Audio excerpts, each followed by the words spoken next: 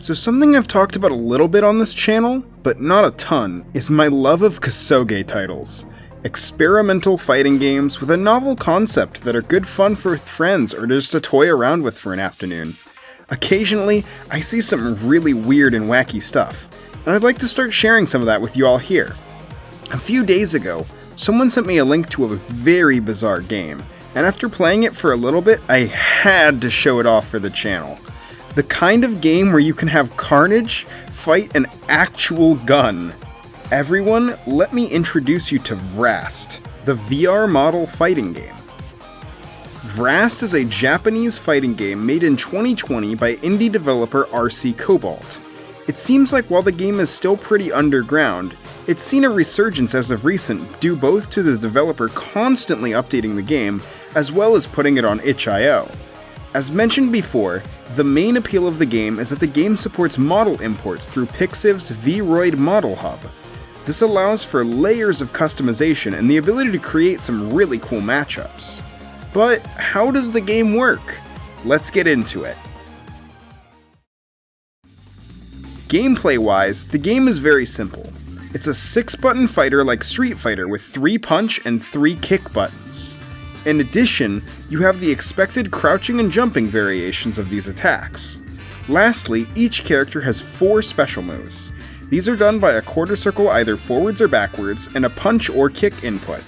The heavy versions of these attacks are super versions that cost 1 meter, but have big damage or bonus properties. There is Magic Series where lights can cancel into mediums and heavies like you'd expect, but aside from that, combos feel very dry. Most supers lock you out of follow-ups, so the best you can usually get is light, medium, heavy, super. There's a few cool links, but there aren't any launchers or air chains, so you're not going to get too much. This system is fine, but I do wish there was a little more for extending combos off of using meter. There also aren't grabs, which is fine, but blocking is especially safe because of that. The movement is pretty solid though. You have a very fast step dash that gives you good spacing. This makes the game much more focused around neutral interactions than combos and advantage. The game comes with 20 pre-built characters. I assume most of these are either generic models or some sort of VTubers. Wait a minute, is that VTuber game dev ChairG Tables? Huh, that's a neat cameo. You can just play the game with these characters, and there'll also be opponents in the arcade mode. There's a good variety of playstyles here, so if you just want to pick up and play, you definitely can. Although, for some weird reason, you can only play arcade and against another player with the preset characters. You do get a watch CPU and a player versus CPU option when using custom characters, but there isn't a training mode anywhere. I get the game is pretty casual, but it's kind of a shame. It's a basic feature that I hope gets added in the future. Although, speaking of the model import, we should probably talk about how that works. As mentioned previously, the game connects to your VRoid account. This allows you to use models that you have created as well as models available in the community. Unfortunately, this comes with some catches. The main thing is that VRoid is not a primary hub for the game and instead allows many models to be created with their own usage rights. For a model to be compatible with the game, it must be okay to use in a platform that accepts donations, and the creator must be okay with their model being used for violence. This makes the models available much more limited. To make things more confusing, the VRoid site doesn't have a good way of searching for popular models, so you'll just end up scouring the site for ages to find a few you like. If you already have some you've made yourself, like a lot of the really dedicated creators do though, you can always just use those. Obviously, you can't just make the character feel like the character with the model alone, so the game offers a simple system to diversify the cast. When selecting an imported character, you have a list of styles to choose from. You may also choose a random style if you so wish. Each style has a different set of animations, normals, and special moves that make the characters look and feel different. They all work very well at encapsulating the various types of characters that can be imported. Normal style is the most standard style, as the name suggests. It plays like the Shoto archetype, complete with fireball and uppercuts. Weirdly enough, you have a donkey kick instead of a tatsu, but it still feels fine enough. As the name suggests, This style works well with a wide variety of characters due to its simple skills and versatility. Cool Style is a flashy mid-range style that features good ranged pokes alongside some devastating high damage punishes. The moveset was heavily inspired by final bosses like Rugal and Seth, so it works well for powerful, imposing figures.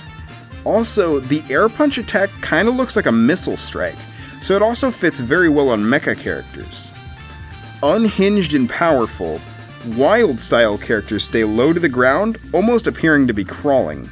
They have powerful, slow attacks combined with some unpredictable stomps that make them incredibly scary to get advantage. Wild style works best for monstrous, non-human characters. On a complete polar opposite, Kung Fu is an orderly, organized style. It lacks a projectile, but offers strong normals and great high-low mix-up potential. This style works great for seasoned fighters or characters with more mystery to them. Magic is a fire-based style that offers powerful zoning potential. In exchange for poor normals, you gain 3 types of fireballs that cover different approach options, alongside a powerful burst DP to get people off of you. Honestly, I think it would make a lot of sense to rename this to Fire Style, since it would be better in line with the other styles, and give a better grasp of the characters that would be good with it. The style is perfect for fire-attuned characters, but doesn't really fit perfectly with others. It is still very fun though. Passion Style is characterized by its powerful kicks. While the punches are nothing to write home about, the kicks boast insane range and have a good variety of fast surprises, from breakdancing to cartwheels. It's a fairly standard style, but works especially well for acrobatic or athletic characters. Grapple is exactly what it says on the tin. Slow, powerful attacks that lead to big damage on hit. Unfortunately, there are no true grabs in this game, so grabs can be blocked. While this does hurt the playstyle a lot, you can still get massive punishes that can turn the tide in your favor. Big, burly characters, or just characters with a lot of strength or courage, fit perfectly in this style. Dark is a very weird all-rounder style, sort of in the realms of Iori from King of Fighters. You have a ground projectile, a high damage grab, a Rekka, and an advancing kick, alongside a pretty good set of fast, aggressive normals. It works well for evil or tainted characters, or just as an all-purpose moveset. Flyer is one of the more unique styles out of the bunch, and is the only one with a unique movement skill. By doing a step dash, you actually do a hop into the air and can do an aerial out of it, like Sasquatch from Darkstalkers. Other than that, this is also a fairly standard rushdown style. You have a command dash, lightning legs, and a rising kick attack. Personally, I wish this style had some specials you could do in the air to tie the gimmicks together, but well. Obviously, this style works best for characters that float or fly. Electro is my personal favorite out of the zoning styles. It's the flash kick, sonic boom style of zoner everyone knows and loves. Their damage is pretty low, but they have devastating stage control and some really crazy combo setups with their multi-hit ground super. While Electro of course fits on robots and other electrically attuned characters, I think it also works well for this actual gun I found, since it appears to shoot the projectiles. Heroic is another standard-ish style, but gives me more anime fighter and Captain Falcon vibes. You have a long-reaching, powerful set of normals, and some slow but very strong specials. These include an energy blast, an electric shockwave, a launching knee attack, and a jumping dive kick. This is great for characters you want to make extra flashy, and as the name suggests, it's also great for protagonists or superheroes. Jester is another style I really like. The movement animations on these characters seem calm and unassuming, but the attacks have a stylish freeform to them. The main trick of the Jester style is these rope attacks that either pull you to the opponent or pull the opponent to you. These look super cool and can set up some really strong attacks. They also have one of the coolest DPs in the game, in my opinion. The style is oddly specific, but it works well for more characters than you'd think. It obviously works on a character like Spider-Man, who would use a similar weapon, but it also makes a lot of sense on characters who appear laid back, but have hidden secrets or even malicious intent underneath. The last standard style of the game is boxing. This is exactly what it says on the tin and is the opposite of passion. weak kicks in exchange for powerful punches that let you rush down with little issue. I know it's technically an advanced fighting style, but I like putting this on characters who are average Joes, completely unassuming in the grand scheme of things. There are 2 more styles, but I don't have much to show for either of them. Apparently, I was on an old build of the game, so some things have changed now. The first of these styles was in my build, and that's the Ice style. Ice style is supposed to have a special freeze gimmick where your attack will freeze the opponent for better follow-ups. This did not seem to be working as intended, which led to, some funny shenanigans. I assume that in the later builds it works fine though, and is probably yet another good magic skill. The last style is one I haven't played with at all, and that's Zombie style.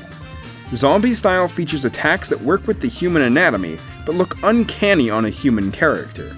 They also shamble around and have powerful reversal options. This works best on, well, zombies and undead characters. So, future note here. Remember when I said the game gets frequent updates? Yeah, I wasn't joking. Just today, 2 more styles were added to the game. Assault type is an interesting take on the standard hand-to-hand brawler, and features powerful chopping and slicing attacks. It's almost like a knife-wielding style, but without the knife. I'd imagine this works well for more elegant, refined fighters. Rich people style, if you will. In addition, a more general magic style was added to the game as well, in the form of Oracle. Oracle is a powerful keep-away style that enshrouds the user in light. It excels at poking opponents at ranges they normally cannot reach, with powerful beams of light and even an air fireball. This style works well for a lot of characters: angels, shrine maidens, magicians, and yet again powerful boss characters. These styles bump the total character count up to 17, which in all honesty is a really good number for a small title like this. While this is as deep as the built-in customization goes, it's still quite a bit. It almost reminds me of Soul Calibur in a way, where you can make a character that inherits the fighting style of another. Exactly like that game, however, the system is not without its drawbacks. Your hitboxes and hurtboxes are also based on your character, so tiny characters can get stuffed out by larger hitboxes and have combos not work both as and against them. For the novelty the game is, though, it's not the end of the world. It does its job, and that's what matters. Apparently there are ways to expand characters further with custom effects, voice lines, and potentially even new moves, but all the documentation for this is in Japanese. Plus, the game is so obscure that this might not really be worth it. You won't have too many people to play with after all. There are a few more small nitpicks I have with the game. First, the settings are really jank. Switching the stages in graphics settings and key config doesn't let you pick which controller to use, so it can be weird to set up if your computer recognizes your devices in a strange way. Also, there's no audio settings at all, so that's why you get silence for this video, because the music always blares over the effects. Lastly, this is definitely very minor, but keep in mind there is no online mode. I really wouldn't expect it from a game like this. Hell, I don't even know how it would work. But know if you want to play games, you gotta play them locally or over Parsec. Overall though, I really like VRast for what it is. It's a very simple concept, but the idea of a 3D fighter where you can pit TV head guy against Hatsune Miku is a very attractive idea.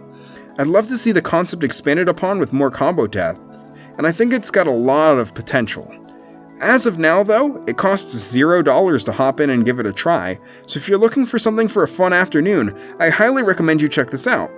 With all that said, let me know what you think of the game. I'd love to hear your thoughts if you do decide to check it out. Also, how do you like the content on obscure fighting games? I have a few more I'd love to cover, so if people are interested, I'm more than willing to do more. With all that said, take care, and I'll see you next time.